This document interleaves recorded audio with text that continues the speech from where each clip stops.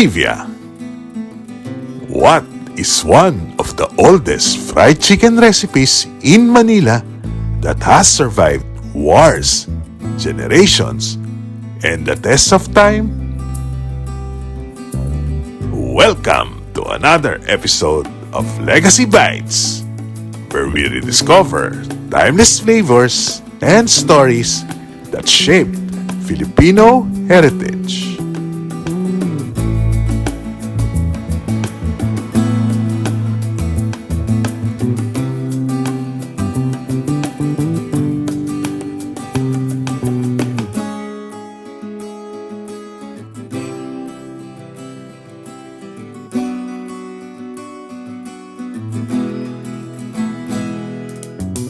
Today, we're heading to Santa Cruz, Manila, home to one of the city's most enduring food landmarks, Ramon Lee Panciteria.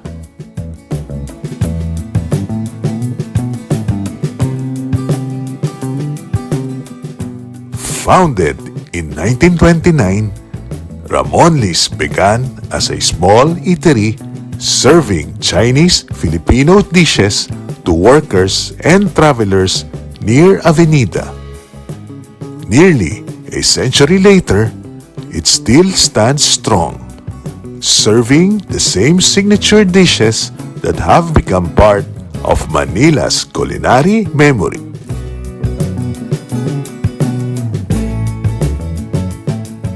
They are also credited as one of the first restaurants in the Philippines to introduce set meals, a concept that gave diners a full, satisfying meal at an affordable price long before combo meals became a thing.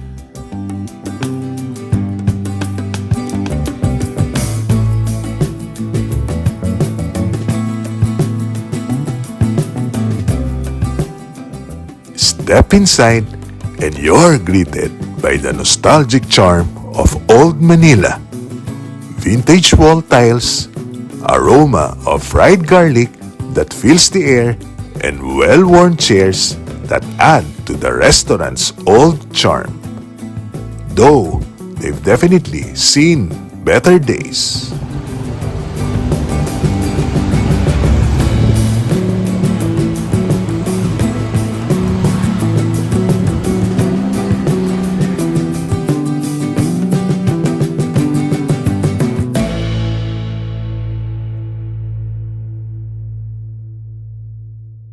Their fried chicken is legendary.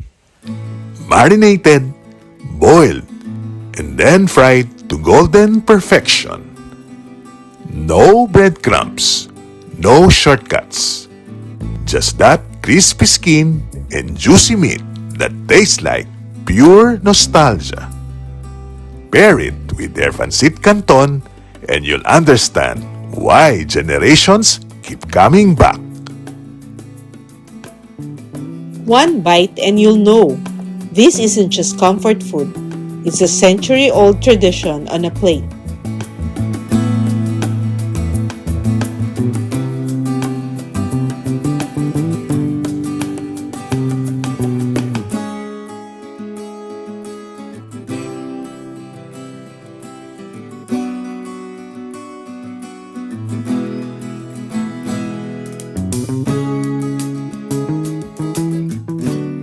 The fried chicken truly delivers.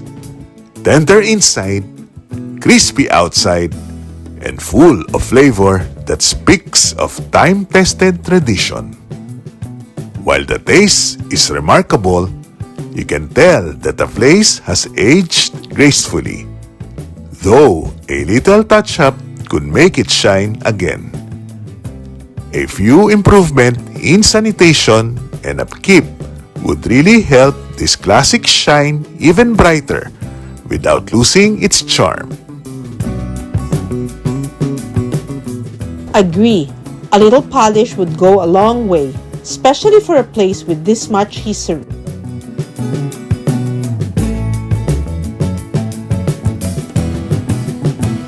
Even today, Ramon Lee's remains a favorite of old-timers families, and heritage food explorers. Proof that the true classics never fade. They just keep telling their story, one crispy bite at a time.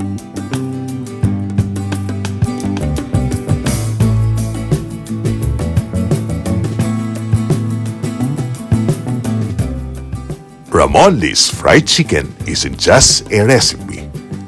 It's part of the Chinese-Filipino culinary legacy, showing how adaptation and tradition can create something uniquely Filipino.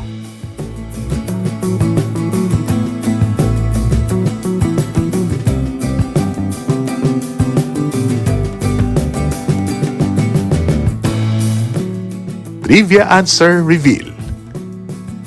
And the answer?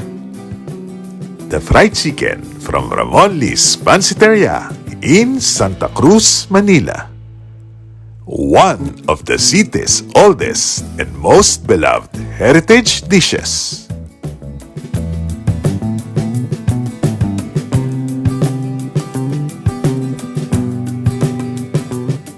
If you love rediscovering heritage flavors like this, don't forget to like, share, comment, and subscribe to Happy Rabbit, reliving the past in modern times. This is Legacy Bites.